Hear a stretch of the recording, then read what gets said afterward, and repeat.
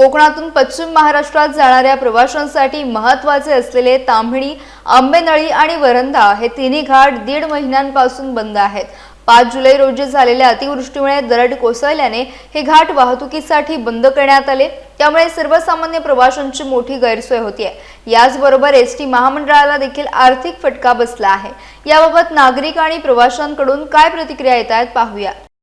की आज गेली 3-4 वर्ष वरंधा घाट असेल, त्यानंतर आता तर तुमचा ताम्हिणी घाट आणि आपला आंबेनळी घाट की जिल्हाधिकाऱ्याने आदेश काढून तिन्ही घाट बंद केलेत। की वरंधा घाटाचं तर काम आज 4 वर्ष सुरू आहे आणि हिवाळ्यात सुद्धा उन्हाळ्यात सुद्धा तो घाट वारंवार बंद केला जातो।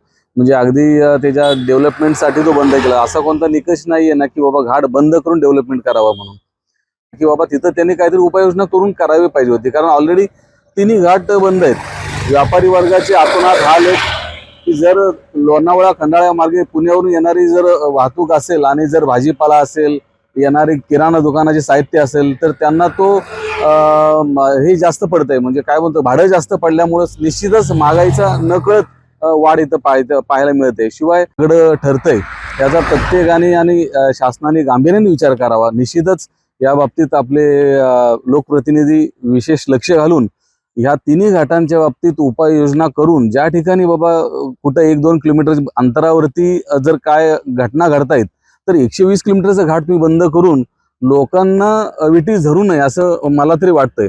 1 महिना झाला घाट बंद असल्यामुळे आणि त्याचा फटका बसत असल्यामुळे या घाट 1 महिन्यामुळे एसटी महामंडळाचं नुकसान झालेलं आहे। परंतु कोणताही राजकीय लोकप्रतिनिधी फक्त घाट चालू होईल, आता चालू होईल, उद्या चालू होईल असे वारंवार सांगत आहे, परंतु अद्यापही घाट चालू झालेला नाही। हा घाट कधी चालू होणार असा प्रश्न आता सर्वसामान्यांना पडला आहे। महाड किंवा कोकणातून जाणाऱ्या सर्वसामान्य नागरिकांना ज्यांची पुण्यामध्ये कामं आहेत किंवा औषधोपचारासाठी, वैद्यकीय उपचारासाठी जातात, त्यांना या बंद असलेल्या घाटाचा मोठा फटका बसलेला आहे आणि त्याचा फटका प्रवाशांना बसला। त्याच आंबेनळी, वरंधा आणि ताम्हिणी घाट बंद असल्याने मंडणगड, माणगाव आणि महाड आगारातून घाटमार्गे धावणाऱ्या एसटीच्या फेऱ्याही बंद झाल्यात।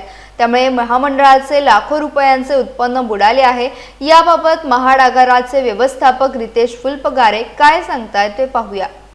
भोर घाट पुण्याकडे जाणारा, ताम्हिणी घाट हे पुण्याकडे जाणारी जी वाहतूक आहे, महाड आगाराची, खेड आगाराची, दापोली, मंडणगड आगाराची वाहतूक बंद झालेली आहे। त्यामुळं सर्व महाड आणि आपलं माणगाव आगाराची पण वाहतूक बंद झालेली आहे। त्यानंतर मंडणगड आणि दापोलीच्या या 40 फेऱ्या महाड मार्गे सुरू करण्यात आलेल्या। आंबेत पूल बंद असल्यामुळे सर्व मार्गावर समांतर फेऱ्या होत असल्याने महाड आगाराचे अतिशय उत्पन्न कमी झालेलं आहे।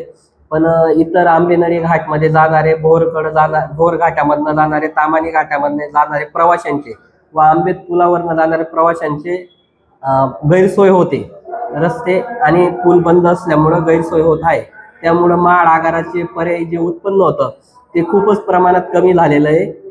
घाटातील वाहतूक पूर्वपदावर आणण्यासाठी लोकप्रतिनिधींनी MSRDCच्या अधिकाऱ्यांना जाब विचारणे आवश्यक असल्याचे मत व्यक्त होत आहे। मात्र यासाठी आवश्यक पाठपुरावा होत नसल्याने कोकणातील जनतेला वाली उरला नाही अशी भावना व्यक्त केली जाते।